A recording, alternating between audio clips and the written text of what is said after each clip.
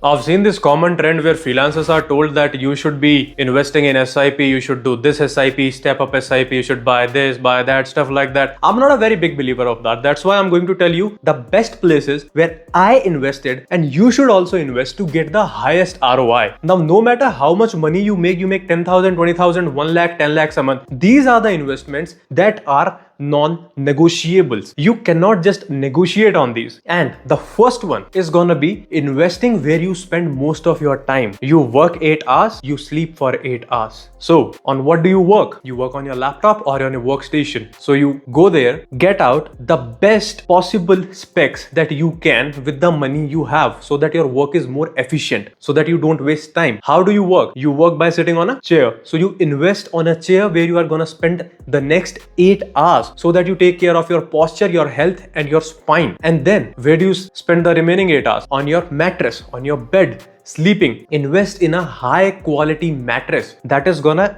enhance your sleep, your productivity, and a lot of other things. Now, I have myself done these things, and these are the best investments that I have ever made. Yes, they are costly. A good chair would cost you somewhere between 5,000-6,000 and it goes all the way up to 35,000-40,000. A mattress starts from 8,000-9,000 and it goes up until 40,000-50,000 as well. So invest as your appetite is right now, but do invest on these things. These 16 hours, if you can buy the comfort in those 16 hours, your work will directly show the output. Second thing is, if you have any debts on you right now, because I don't have a credit card, I just use debit cards and cash. But if you have, which most people do usually have, try to close it as early as you can instead of investing. I've told it earlier as well, there is no point investing small chunks of money when you are just making 5 figures or 1 lakh for that matter. You should focus on increasing your income and then investing based on that increased income. It should make sense to you, because if it doesn't make sense to you, then you're gonna learn it the hard way. I don't want you to learn it the hard way because I've already done that hard part, right? Clear those as early as you can. Then comes the third point, which is emergency fund. Now, it is nothing but just that you have your 4 to 6 months of expenses covered. So if you are earning 60,000 a month, your monthly expenses 30,000, you should have at least 1.8 lakh rupees in your bank account all the time. Why this is necessary? Because you are in an uncertain industry. So what happens if all your clients leave? You can still meet those expenses and keep on trying new things. These 1.8 lakhs have to be parked in somewhere where you are getting interest, not in the normal bank account. You can do an FD or something like that, but you should never touch it unless necessary. This is your safety cushion. So if you fall, this cushion will hold you. This is one of the most important things, and I am sure most of you won't have it. If you have it, write down "I have it" in the comment section. I'm telling you, I've talked to a lot of freelancers. Majority is not even looking into this direction. So you need to have an emergency fund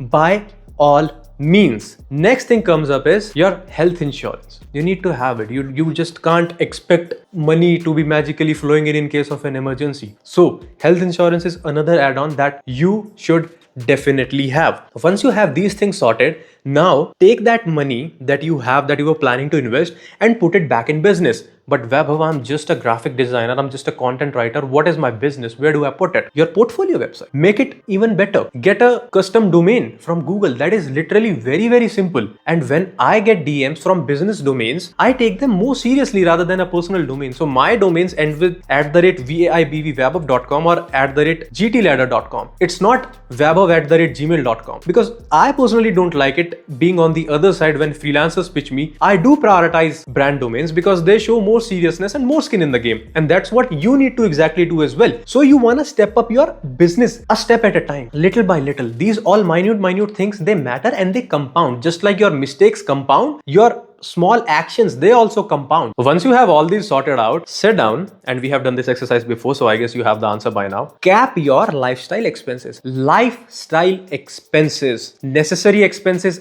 lifestyle expenses. Lifestyle expenses are those which you do after doing your basic necessary expenses. These can include your subscriptions, your outside eating, gifting to your friends, gifting to your family, gifting to yourself, buying that expensive watch, buying that new shade that Nike launched, stuff like that, anything that can be bought after your necessary expenses. Fix a limit. I'm not saying don't do it. What is the point of making money if you are not gonna enjoy it? But do not enjoy that much that your future self suffers. So once you have your emergency fund sorted out, once you have your lifestyle expenses capped, once you start making more money, once you start investing, then whatever leftover is there, you can then gradually increase and step up your lifestyle expenses as well. So it's just like prioritize your business, then prioritize yourself. But before prioritizing the business, prioritize the core 16 hours that you are giving to the business. 8 hours of sleep. I don't know a single person who's operating very well on a sleep deficit. Everyone needs good sleep, and mattresses, I'm telling you, it's a game changer. I have myself tried it. It's a game changer. And same is with the ergonomic chair. Like I had that old chair earlier, but when I used to sit on it, it used to cause me some trouble in my lower back. I shifted to ergonomic chair, and that thing literally, it holds my spine intact. I get a proper headrest. I get a proper armrest. There is no necessary load. Otherwise, this area, when you keep on working like this the entire time, just try it. Like just do this exercise with me. If you try to do it like this and hold it for 5 seconds, you will feel the strain in your upper traps and your joints and your elbow. And that's not good. Next thing is invest in your lifestyle. What do I mean by it? Fitness lifestyle. Join a gym if you want to. The subscriptions are not that heavy, man. You seriously can't be serious about not spending 2,000, 2,500 on a gym. You don't want to spend it? Fine. Go out, go for a jog or stuff like that. You need to shake your body. And I didn't used to believe it, but when you literally shake your body and when you do something physical, the stress and the nervous tension that you have, it gets released. And that is one of the best feelings. That's why I have never skipped gym in the last 6-7 years, apart from the time when I'm traveling or I'm ill. Intentionally, I never miss it because it really keeps you in check, and you get that dopamine hit as well that you are doing something that's making your life better. Why won't I want to make my life better? Why won't you want to make your life better? You want to do it, right? Just do that.